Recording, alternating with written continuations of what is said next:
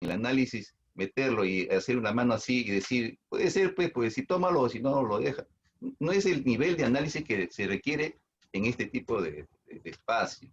Se quiere otro análisis más fino que esté asociado al conocer, a la práctica profunda de algo. Voy a hablar de los Vedas, muy bien.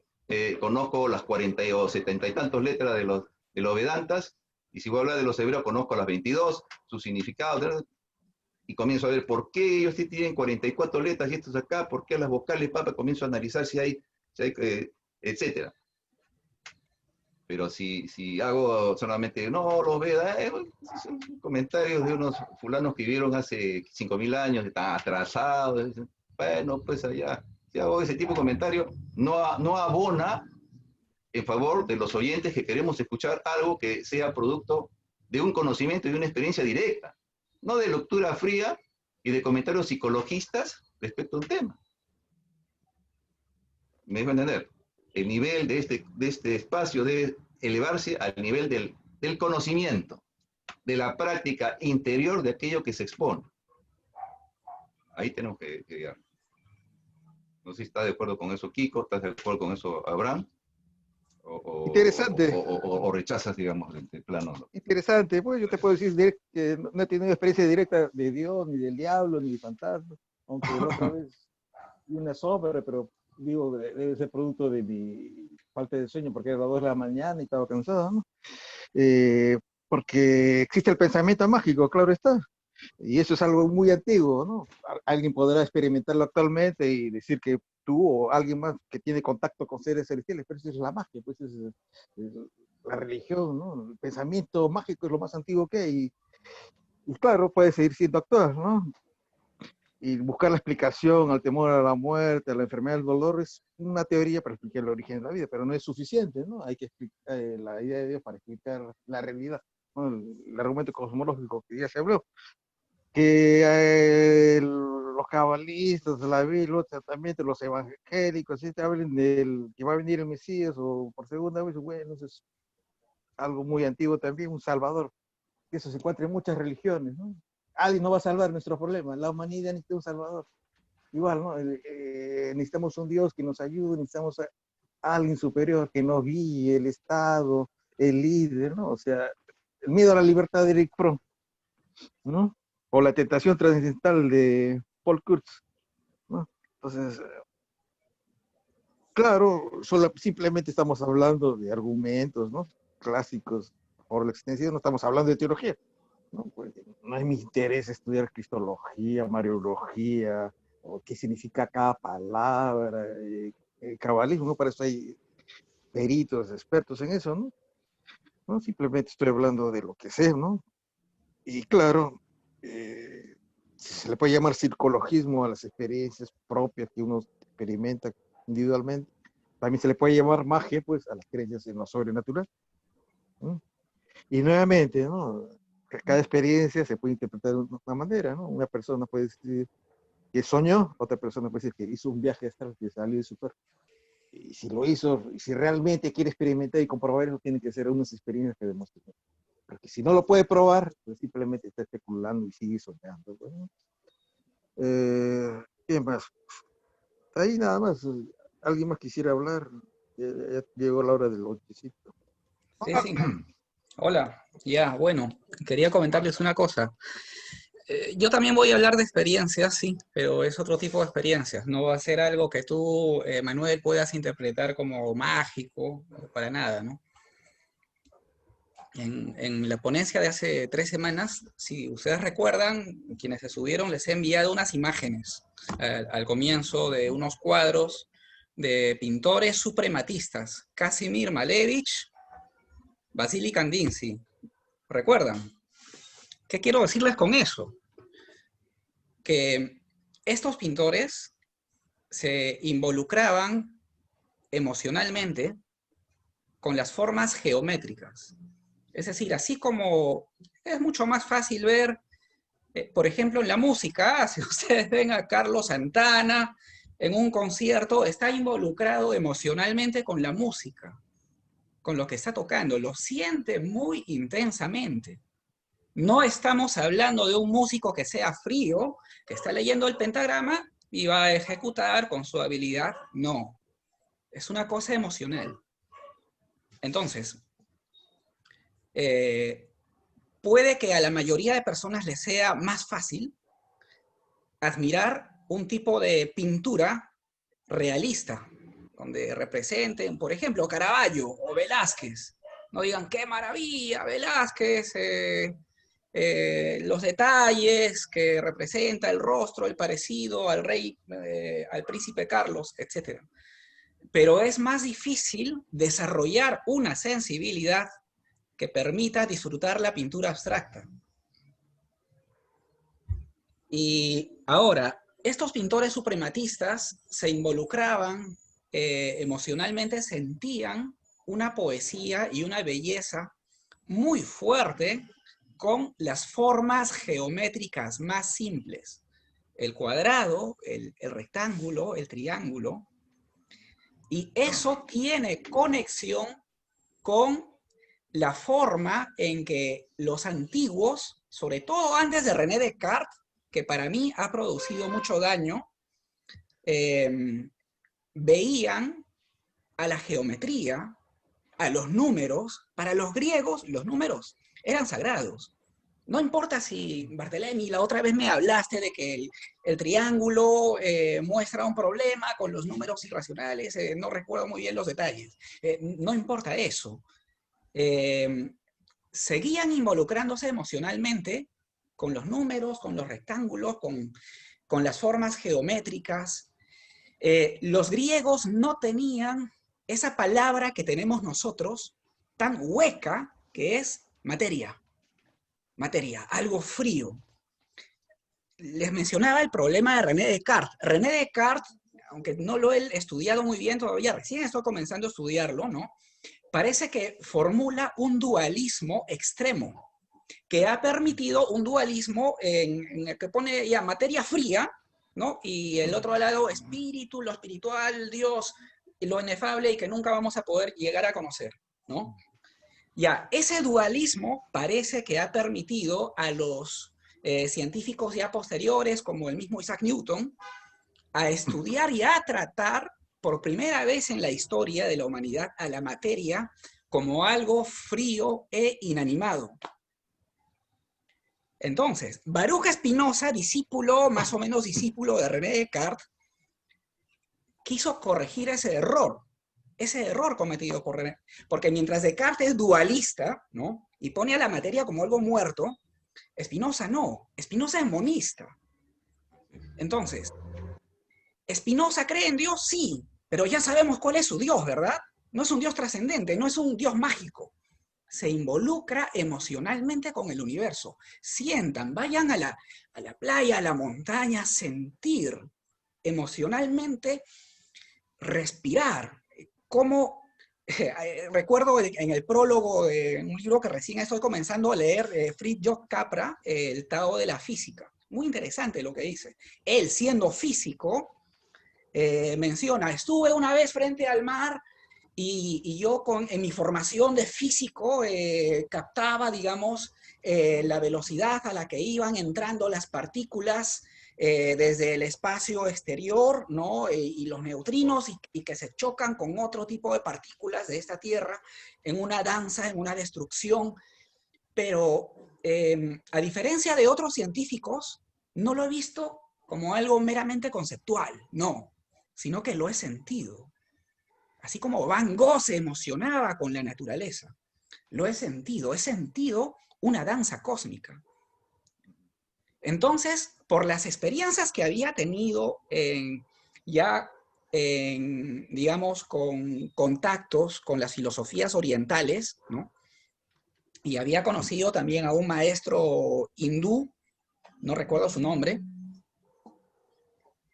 había reconocido que los antiguos hindúes simbolizaron estos fenómenos de la danza de la naturaleza, por decirlo de una forma poética, con una divinidad que es Shiva. Shiva, el dios destructor, el dios que pone el equilibrio en un ciclo constante del cosmos. Entonces, Fritjof Capra, este científico, menciona eso. Yo identifiqué al dios Shiva, que obviamente como un simbolismo de algo que los científicos estamos observando hoy en día, pero que los científicos no se involucran emocionalmente. Es ese problema. Es ese problema iniciado con René Descartes. ¿Qué es lo que tenemos? Nihilismo. ¿Qué es nihilismo? Incapacidad de sentir, incapacidad de emocionarse ante la naturaleza. Entonces, Spinoza sí se emocionaba, se involucraba muy profundamente con todo lo existente, con toda la naturaleza. Deus sive natura. ¿Qué relación más se puede pedir de el ser humano con Dios? Si Dios es la naturaleza. Dejemos de verlo con unos ojos tan fríos, producto de un racionalismo, de un dualismo que ha matado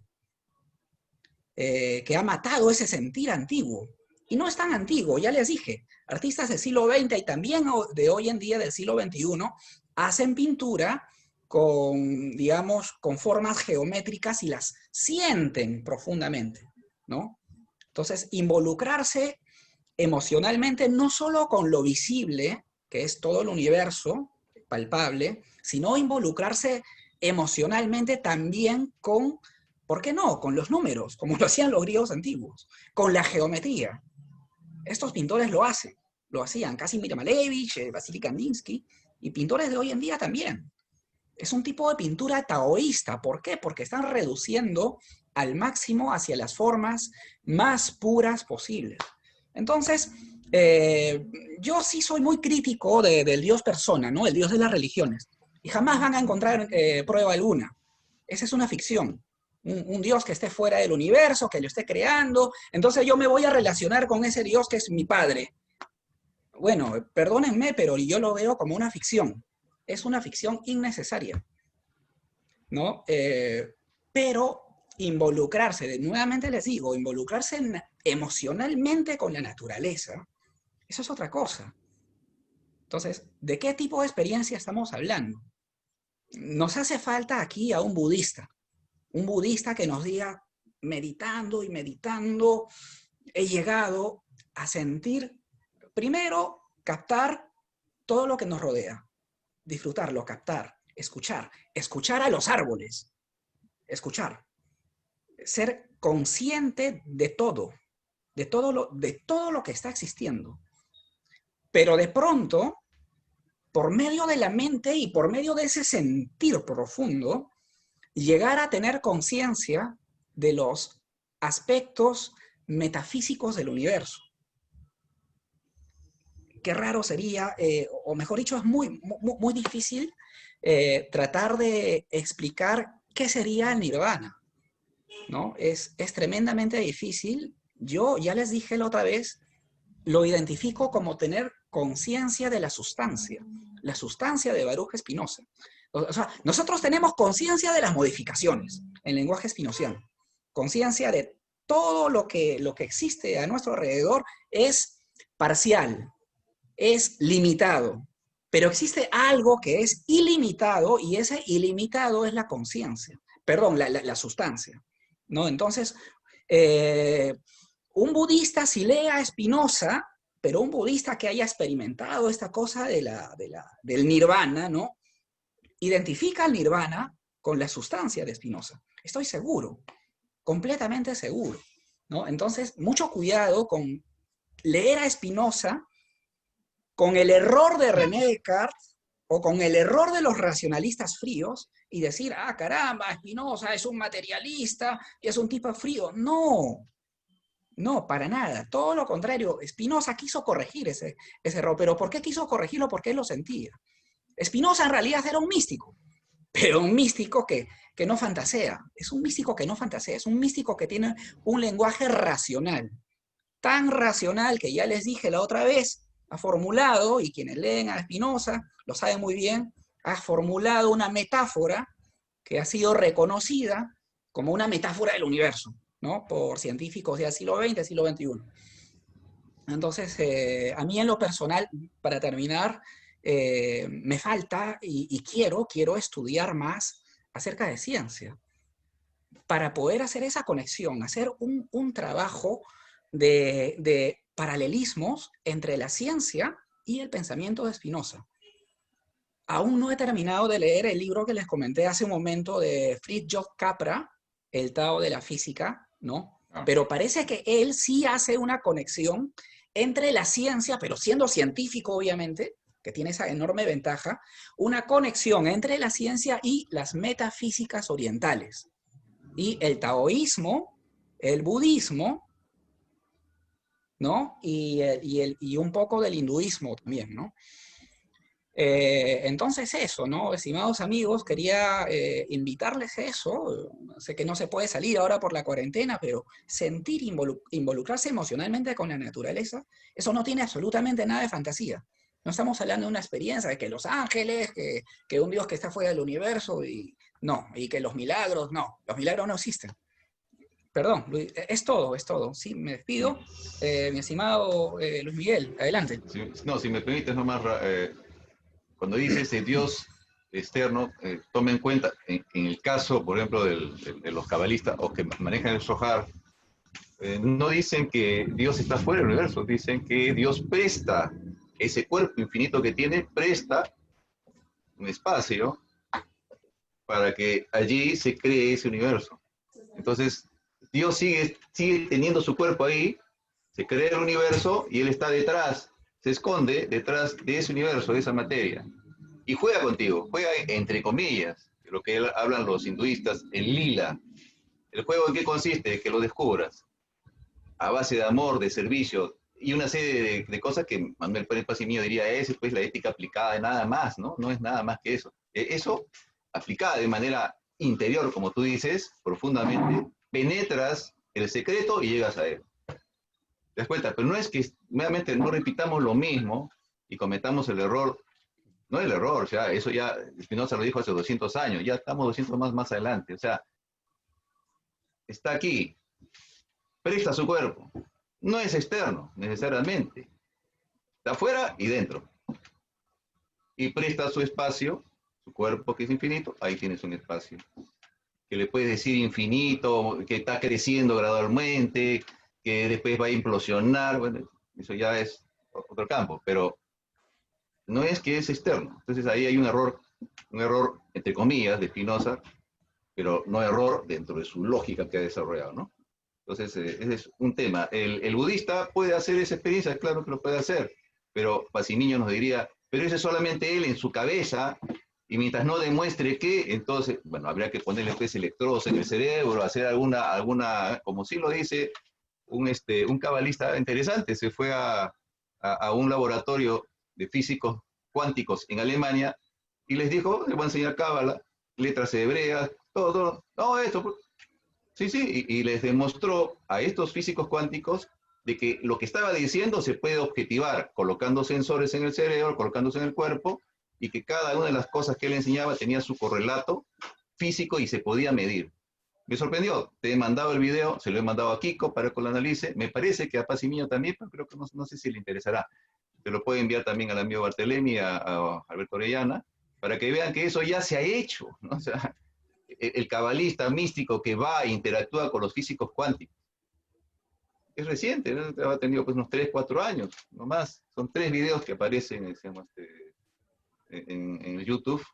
Y sigue el señor enseñando cábala, está en Argentina, en diferentes países, tiene grupos de gente que analiza, digamos, la técnica de meditación cabalista. Entonces, ¿el budista puede tener experiencia? Sí, pero intransferible. Y objetivable puede ser con equipos. Listo. Otra vez, yo no niego que existan esas experiencias, simplemente cuestiono su interpretación sobrenatural. Y justamente una diapositiva que no se pudo pasar hoy día, ¿no? El argumento de la experiencia místico-religiosa, pongo una foto, ¿no? De cómo en la meditación el cerebro tiene ciertas manifestaciones específicas, ¿no? Pero eso no significa que la meditación tenga origen sobrenatural. Ahora, volviendo al tema de la experiencia, ¿no? De sentir, involucrarse con la naturaleza. Actualmente mucha gente tiene eso, ¿no? El pintor que le gustan los paisajes se involucra emocionalmente con el paisaje. La gente vegana que es sensible al sufrimiento animal no quiere comer carne de animal. Hay un compromiso con la naturaleza, ¿no? Entonces, la persona que siente a su familia, a los seres humanos, también, ¿no? Incluso se puede hablar de un misticismo no religioso, ¿no? Un compromiso, una experiencia cuasi religiosa. Por ejemplo, cuando alguien entra a una biblioteca, ¿no? Como si fuera el templo del saber, ¿no? Siente una paz, una emoción, depende de la persona, ¿no? O sea, esas cosas son algo natural, no son de origen sobrenatural. Entonces, el misticismo, esas experiencias inefables son posibles en el ser humano, ¿no? Pero no necesariamente tienen un origen sobrenatural, ¿no? El nihilismo, la pérdida de valores, claro, es cierto, ¿no? Negar a Dios, como si negar a Dios es negar la justicia, el amor, ¿no? Pero cuando solamente se conceptúan los valores humanos dentro del religioso, sería eso, ¿no? Pero el amor, el respeto, los valores van más allá de lo religioso, son parte de la cultura humana, parte de la convivencia humana, ¿no? Entonces, involucrarse en eso, pues, para convivir mejor, pues, ¿no? Ser conscientes de que somos parte de la naturaleza y que los demás seres vivientes y el ecosistema forman parte de uno mismo. Entonces, el ser consciente de una realidad, eso no es algo místico, no es algo sobrenatural. En cambio, la idea antigua de que somos algo especial, seres especiales, superiores a los demás animales, eso es lo que ha producido pues, que hayamos depredado la naturaleza, hayamos casi exterminado muchas especies y seguimos haciéndolo, ¿no? Entonces, un gran problema, son consecuencias de nuestra visión del mundo, ¿no? Entonces, muy bien, entonces hay que sentir, claro está, somos seres racionales, pero también seres emocionales, pues, nadie puede negar sus sentimientos, nadie puede negar sus emociones, que la reprima en un momento u otro, es una cuestión personal, ¿no? Si alguien necesita creer en Dios, sea de forma monoteísta, politeísta o panteísta, es cuestión personal, pero no lo puede probar, no puede probar de que Dios sea la naturaleza y que esta naturaleza sea un ser eh, como si fuera una persona, un ser personal, con voluntad, deseos, ideales, ¿no? Es una cuestión de fe, ¿no? Pero sigue siendo una creencia válida, ¿no? Cada quien tiene sus creencias y por lo tanto debe ser respetado, ¿no? Entonces, yo les agradezco, ¿no? Estar conmigo, compartir estas cosas, ¿no? Simplemente yo trato de desmenuzar, ¿no? De buscar la duda, el interrogante, ¿no? De buscar explicaciones naturales para supuestos fenómenos sobrenaturales, explicaciones terráqueas para supuestas experiencias, eh, digamos, no terráqueas, pues, ¿no? Es mi forma de ser, de repente es mi temperamento, ¿no?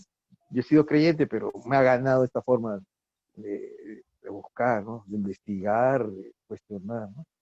Puedo equivocarme, ¿no? Claro, puedo equivocarme, pero el asunto es, pues, la duda, pues, cuestionar, preguntarse, ¿no? Y seguir investigando, porque si solamente me voy a quedar con lo que me enseñan un par de libros, ¿no? Este es algo sobrenatural, que si un científico dijo sí, que hay viajes astrales, pues, estoy limitando mi conocimiento, tengo que buscar el otro lado, ir a la otra orilla. Así como hay científicos que creen en el viaje astral, también hay científicos que te explican el viaje astral como de otra manera, de otro origen, ¿no? Entonces hay que seguir investigando, pues, y enhorabuena si quieres investigar. Si no, te quedas en lo que te gusta, pues, en lo que te agrada y punto, ¿no? Entonces, eso no es ciencia, pues es simplemente este, creencias personales, pero no puede ser algo discutible, objetivable, ¿no? Entonces les agradezco mucho y ya me llegó la hora del lonchecito, por no decir de la cena. Muchas El nochecito. gracias, Abraham, por tu ponencia, por las respuestas a Un cada uno placer, de un nosotros privilegio. también. Antes, tenemos 7 minutos, de repente Bartelemi, Kiko, quieran dar unas últimas palabras, o Una Luis Miguel, cosita, un abrazo grande. una cosita última nomás. Dice, no se puede probar. Mejor habría que empezarlo por, quiero probármelo a mí mismo. Primero empecemos por ahí. Es decir, no existe Dios, existe el ángel, no sé. Empiezo por el procedimiento que ya es milenario, lo pruebo, trabajo mismo y después comunico a otros. Pero digo, quiero hacer para probarle a todo el mundo que esto es así. Eso es ciencia, que trabaja con la materia. Acá estamos trabajando con elementos que son inefables, que requieren una metodología propia que ha sido descubierta por ciertas personas y que la transmitan de generación en generación, y que es personal e intransferible. Más se puede hablar, se puede decir algunas cosas, chispazos, sujeto a múltiples críticas. ¿Ya? Bueno, Ahora, el otro quedan punto es, 6 ¿qué minutos. cosa es Perdón, investigar para Manuel Paz y Miño? ¿Qué es investigar? Mucha, investigar es leer, es meterse entre uno y sacar. Lo que es arriba es abajo, es arriba. Listo. Entonces, eso es investigar. Meterse en muy uno bien. para encontrar la información. Perdón, Listo. quedan 6 minutos, de repente 3 minutos para Barthelemy, 3 minutos Kiko, o ustedes verán, no sé. Decía No, lo nada, último. yo simplemente me despido y hasta Gracias. pronto, hasta el próximo sábado. Perfecto. Muchas Dios gracias. mediante. Yo mediante. Dios lo quiere. Kiko, Bueno, sí, en primer lugar quiero agradecer en nombre de todo a la expositora Manuela Pacimino por esta ponencia, siempre muy interesante. Y quisiera también agradecer a todos ustedes, porque enriquecen este foro. Y eso es lo que nos buscamos, que esto se enriquezca a través de nuestra participación y aprender de los demás. Siempre hay algo que aprender. Bueno, les agradezco una vez más y espero estén presentes la próxima semana con otra ponencia interesante. Un gran abrazo y muy buenas noches. perfecto. Un abrazo, Kiko, Barthelemy, Luis Miguel, Abraham. Un abrazo, Respeto, Alberto mi Orellana, respeto. que Mi no se respeto. tenemos por ahí. Muy bien. Hasta la próxima. Chao, Gracias. chao.